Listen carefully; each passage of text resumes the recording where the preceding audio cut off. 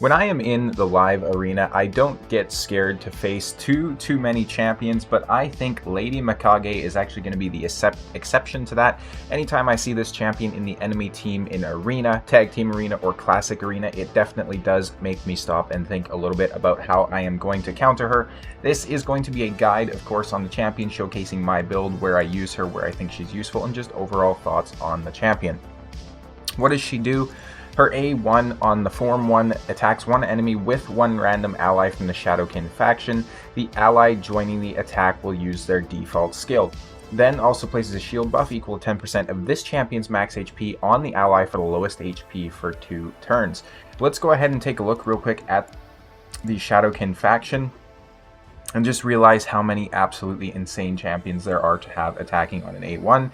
So of course you have somebody like a Harima, Zenogre, Michinaki are all great options as well. Jintoro, I'm sure you could get some use out of it.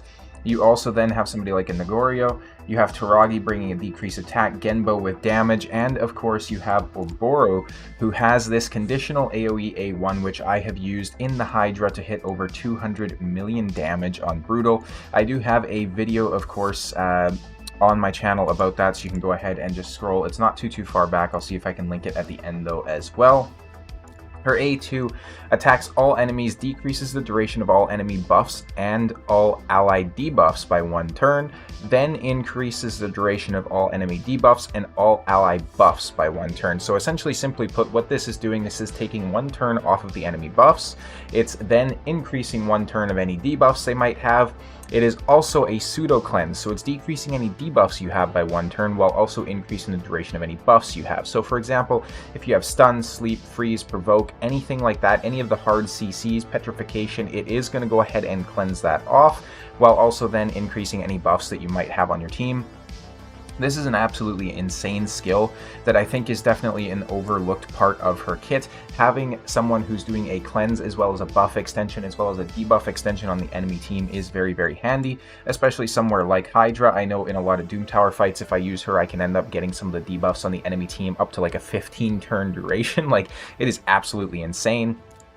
A3 places the big version of increased attack and the big version of increased crit damage on all allies for 2 turns, then teams up with all allies to attack a single enemy. Of course, the allies joining will use their default skills. This is an insane ally attack. She's bringing the setup, so the increased attack and increased crit damage, and then targeting a targeted, hitting a targeted enemy there with the ally attack.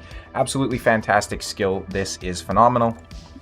The passive at the start of this champion's turn removes all debuffs from the ally with the highest attack. So anytime she gets a turn, if your nuker has any sort of, CC on them, or decreased attack, decreased defense, decreased attack, she isn't going to do decreased defense, but any sort of debuffs like that, she's going to go ahead and remove it. Crowd controls getting cleansed off of them is absolutely fantastic. So for example, if you're running her in arena against somebody like a Tormund, anytime she gets the start of her turn, she's going to rip off those freezes. She, of course, does have an ally accuracy in all battles by 80%. Let's go ahead and swap forms here. Raid definitely needs to fix this, by the way. The swapping animations are incredibly loud when you're in the champion index, and there's no way that I can fix that, seemingly. A1 attacks one enemy, just straight up places a sleep debuff for 1 turn, also decreases the target's turn meter by 15%. There's no chance to place nothing like that, just boom, you're sleeping now, that's it.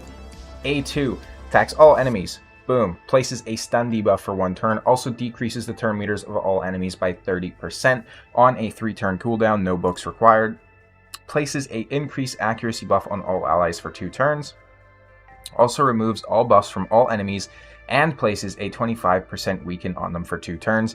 This is an insanely good skill, and it is so cool that she places the increased accuracy first, because that means that you can build her with significantly less accuracy. In my case, I have her with about 430.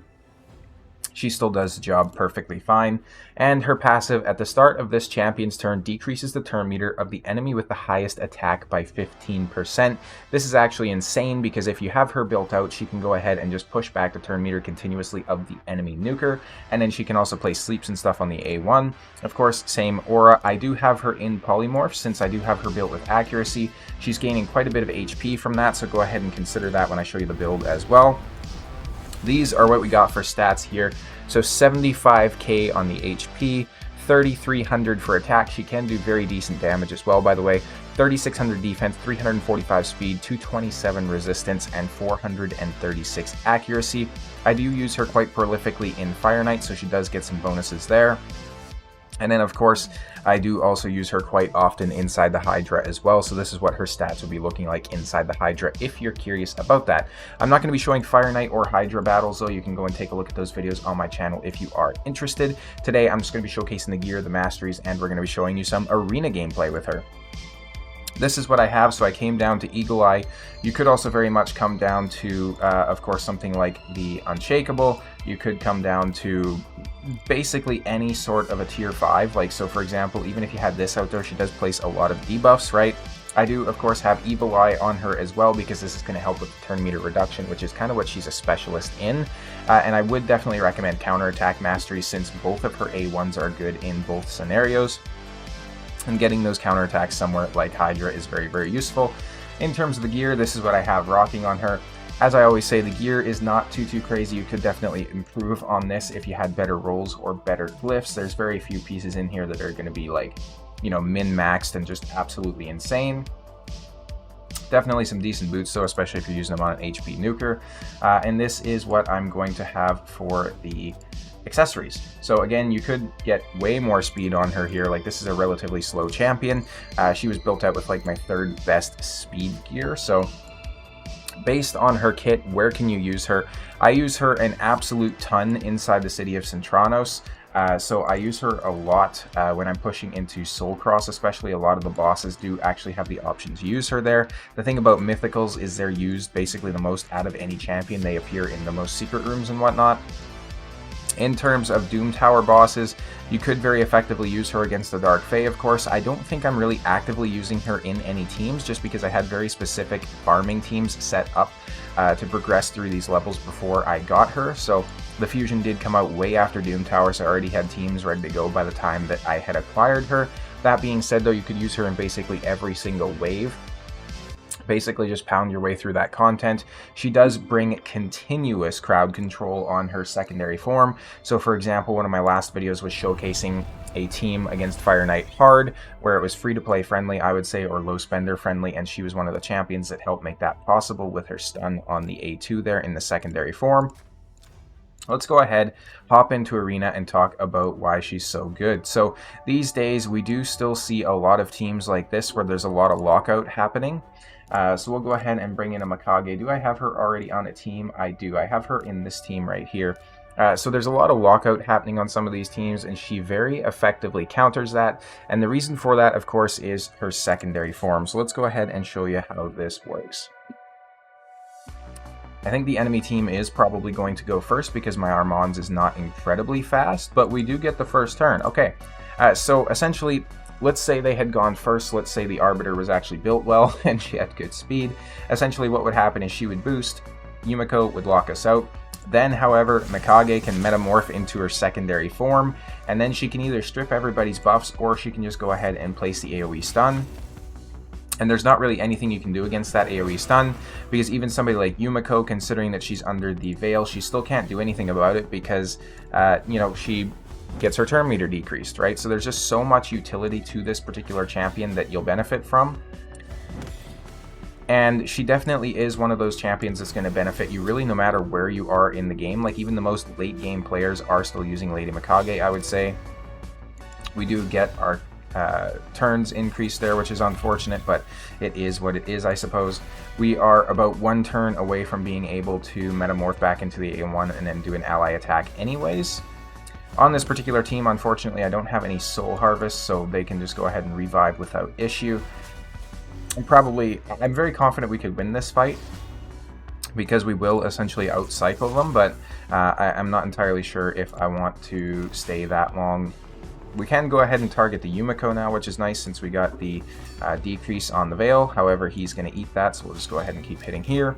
Increase the cooldown on her, of course. Go ahead and cleanse and all that sort of good stuff. We're going to ally attack here as well. See what we can do. The Duchess is almost dead, thankfully. If I get that A2 up on Harima, she's probably down for the count, I would imagine. We're going to steal some turn meter here. We're going to try and place a sheep. I don't think we're going to, but we can still at least steal the buffs. She has Swift Parry for some reason. Swift Parry is like a very off-meta set at the moment, but it is what it is, I suppose.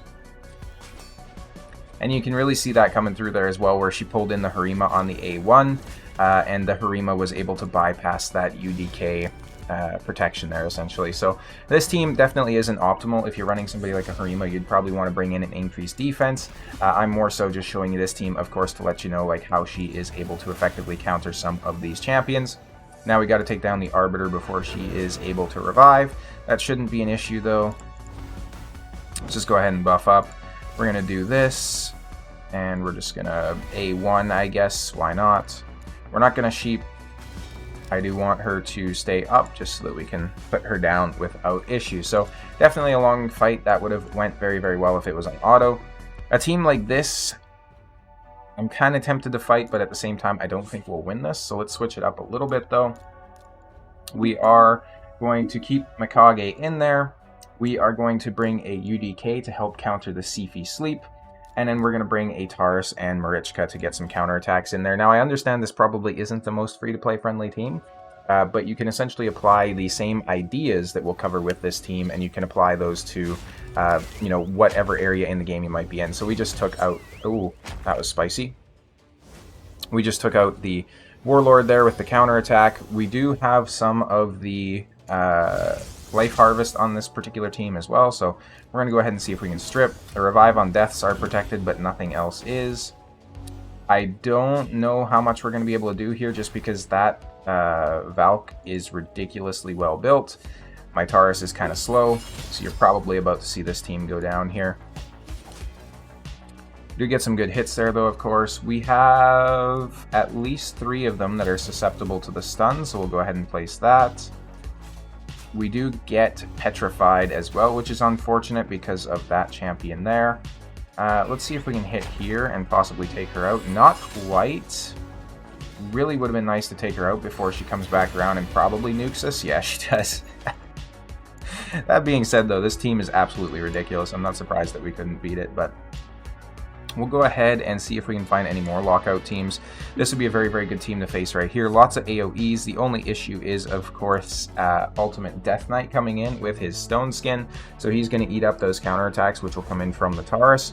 However, this team is incredibly slow. I was going to say, you will see, of course, that she is very good at countering the Taurus because, or sorry, countering the UDK, because she can just go ahead and rip off that Stone Skin, essentially, right? So no matter how much resistance he's built with, she can just go ahead and counterattack through it, essentially.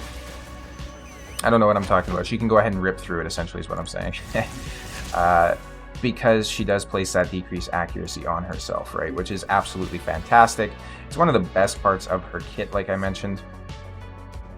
My computer seems to be lagging a little bit. I'm not entirely sure why. Let's go ahead and...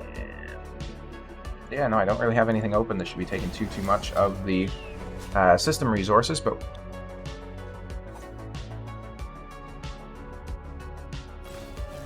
Okay. It's the first time I've seen that happen, but here we are. Oh my god. This team is going to be just basically full auto, I would imagine. This team isn't really showcasing Lady Mikage either, but you'll still get some of the ideas behind her. So this is a go first team. They don't have their AI set up, though, like, at all. So our Mons doesn't actually steal our turn meter or AoE, and Warlord doesn't actually AoE either. Trunda comes in with the AoE. We get the block damage, though. We do also... So we got all of the debuffs removed from us there, since she has the highest attack, essentially, out of my entire team, which is quite nice. Otherwise, she would not have gotten the turn, of course, so definitely a bonus there for sure. Let's go ahead and strip, place increased accuracy. That's another buff that we can use to rip off at some point when we have the skills with the Taurus. The Arbiter's dead. No revive coming in for them, unfortunately. Unfortunately for them, I suppose, not me, but... Go ahead and place the sleep there, and then we can just kindly target the Trunda over here. We got the provoke on her, which is perfect. We'll take out the Trunda if we can. Boom, and boom, they're dead. Alright, sweet. Let's go ahead and see if we can find another team here. She's not the best at countering somebody like a Armand's, of course, because she does just remove any sort of debuffs from herself, but she's not necessarily you know, built to counter a team like that. So we do have to combine her with somebody like the Taurus Marichka or another effective strategy to counter our Mons. I did an entire video on that, so you can go ahead and take a look at it. Essentially, our Mons is not very easily countered in this particular team because I do usually use a an Ankara in place of the Lady Mikage on this particular setup. So I couldn't think there for a second apparently, but let's go ahead and see. Our Mons circles back around to his annoying ass skill. We're going to go ahead and exit out here so I can show you a little bit better how that is supposed to work. Let's go ahead and do this. We're going to take out the UDK and bring in an Ankara instead.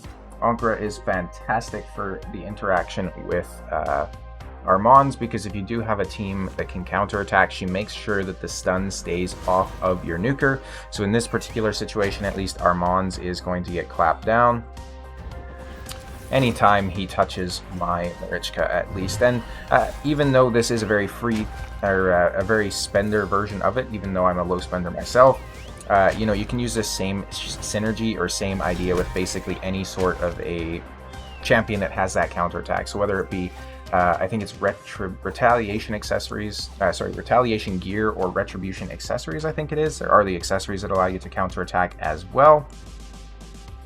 Since I've seen this champion, what do you guys think of the faction leaders champions? I'm very interested to hear about that. I'm kind of undecided on my thoughts so far. I think they're cool, but I don't know how cool, essentially. We'll go ahead and try to do something. Let's do something that might showcase Mikage a little bit more. So let's just run an Eostrid. Let's run that into a Wukong. And then we'll bring somebody like a... They have cooldowns, so realistically, I'll show you this team as well, so you can see how mythicals help to counter any sort of lockout champions. Now, this isn't a guide for Crixia, but you can still get the general idea behind it. We are incredibly fast, apparently. Either that or they're just incredibly slow. I don't know which one yet. And she does stay sleeping, which is quite nice. We're going to place the increase attack. We're going to go ahead and do this. And we're just going to go ahead and nuke everybody down there. Fantastic. I do think we could have probably beat that team without the Crixia anyways. The counterattack coming in from the Lady Mikage, sorry, the ally attack coming in from the Lady Mikage was quite nice as well. So this is a bomb team. Having that pseudo cleanse is definitely going to be very good against a team like this. We will... Okay, so we'll go ahead and use maybe something like a Mithrala here, just to help cleanse those bombs off, because I'm not overly worried about even if somebody like my son Wukong dies, because you know, he revives himself, so I'm not too worried about that. Oof. Okay. That wasn't the best. My Mithrala got kind of whacked around there a little bit as well.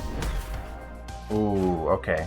That Nishak is like right on the verge of death. That's insane. Yeah, my Mithrala got whacked around there a little bit. She's definitely not the highest resistance. She's only like 600 resistance or something like that, which for this high up in the arena is definitely not cutting it, to say the least. Let's see if we can find another lockout team. This is an insane team, and I don't know if we'll be able to beat this, but we will certainly give it a try. So let's go ahead and do this. And then I'm going to bring my Ava. And then... they have a small speed aura, so I do think a lockout champion here would be good. So I am going to use Crixia. That being said, if you don't have a Crixia, you could very easily use somebody like a Basher if you're looking for an epic version of that team. They're way faster than us, though. I don't know what I was doing, but we're going to go ahead and we're going to do this. And we are going to reset everybody's cooldowns. We are going to... do I want to strip or do I want to ally attack? I think I want to ally attack just to get the Narcy's shield off, if at all possible. Not even close. I don't know if we'll get a turn here or not. If Narcy's goes, we're dead. He does go. Okay, yeah, so I needed a little bit more speed here, essentially. They do have the 6-star Awakened Ankara, of course, as well. This team is pretty insane. Let's see if I can't run... I was showing this strategy the other day. Let's see if I can't run somebody like a... well, she's going to place a block debuffs. I'll see if I can't bring her out, put him in, and then bring my Arbiter. It depends on how fast their Sifi is, because my Arbiter is only about 370, and with that aura manipulating, yeah, no, I don't think we're really gonna have luck here. We'll have a better chance of cutting in probably, but we do have our cooldowns decreased anyway, so this is an incredibly hard team to go against. Can beat this team, obviously, just not really with the strategy that I'm trying to showcase, so we'll just see if we can't find another team here real quick. Preferably a team that is featuring a lockout, which apparently now is very hard to find when I want to see it. That's like 3 refreshes. We haven't seen a single lockout champion. Here we go. Here's a lockout team. We'll go ahead and do this. Alright, so we have Sifi, so we are going to want to bring a UDK. We'll probably bring some sort of a... They do have the cooldown increaser, so Sun Wukong isn't going to be the most useful, because if he's dead, he's not refreshing his cooldowns, of course. I think we will bring a Crixia. You could bring any sort of a reset champion for this, essentially. And then pair that with a Sun Wukong. This should work decently well. This is a +4 Trunda, and this is a +4 Arbiter as well. There are some ridiculous pay-to-win teams up in this level of arena. I'm not necessarily worried too much about the wins or anything like that. I more so just want to show you guys the strategy surrounding it. So we'll go ahead and do this. Everybody is off cooldown now. The Trunda goes ahead and nukes us down though anyways, but the Sun Wukong is going to come back. I don't think we're going to be able to kill everybody though. Let's see. Sun Wukong is very nice for helping keep us alive there, which is quite good. A little bit of a decreased turn meter there. My god. We're just getting lapped. Let's see. We don't kill. Yeah, we don't have an increased attack or anything like that. This is getting slowly but surely a little bit more disappointing the further on we go. There's not too many lockout teams here that I'm finding. You do see Lady Mikage here with a 6-star Awakening of Brimstone on her, which is quite interesting. Here's a Basher. So the epic version of a lockout. I'm going to go ahead and do something like this. We'll take you out, and we'll take you out. So essentially, he's going to nuke, but he can also activate once we kill any of their team. She does synergize with my Lady Mikage quite well because they're both from Shadowkin, obviously. We're going to go ahead and bring a UDK as well, since that helps to soak up any sort of extra hits coming in from the Hefrak. And then for a little bit of speed, we'll go ahead and bring in the Lady Eostrid. I don't think we're going to go first by any means, but as long as we survive a little bit, we should be perfectly fine. That's a 2-turn Stone Skin Hefrak. There we go. All our cooldowns are, of course, decreased there. Sorry, increased. We'll go ahead and put a sleep there, though. Do get the sheep coming in on that champion as well, which was Sun Wukong, ironically enough. Hefrak Scorn comes in and taps some people, so our Mikage is dead already. A great showcase of her, am I right? I thought the Harima was going to be enough to keep her alive, but apparently not. That being said, though, we can just go ahead and nuke down there. That takes out the Basher as well. Hefrak, we don't really care about at this point because Harima is going to take care of him perfectly fine. As you can see there, she counters him very effectively. And boom, everybody is dead. So that team is taken care of. Definitely could have ran some better composition into that, though, I think. So this is going to be another one that I can probably showcase Mikage on. So we are... I forget if he has a stun on the A1. He does not. Samson the Smasher is who I'm thinking of that has the stun. So we're going to go ahead and run this team. And we're going to go ahead and use the Ankara, of course. So this strategy here, countering the Armands, we can make sure that if the Yumiko gets a turn and locks us out, we reset. Not really reset per se, but we have some sort of a counter figured out with the Lady Mikage. So there it is. Now we just metamorph. We come in here. We place the stuns. And that should be pretty much problem solved. We'll go ahead and try to take down that Arbiter. I think somebody might be enjoying the weekend. I smell burning, so they're either having a barbecue or my building is on fire. Let's hope it's the barbecue option. Alright, let's go ahead and strip everybody as well. They do get the revive there, which is perfectly fine because we're going to go ahead and spank them right away anyways. Boom. She is about to die, unfortunately. Alright, so that was fantastic. I really need Ankara to get around and do her revive, but she has all sorts of crowd control on her at the moment, so we are going to lose that battle, unfortunately. A little bit of RNG that did not go our way. That being said, though, I think that's probably going to do it for the showcase here. Let me know what you guys think of Lady Mikage and where you use her the most. Let me know if there's any sections of the game that you think she is fantastic that I missed. As always, thank you guys for the support on the channel, and I'll see you in the next video.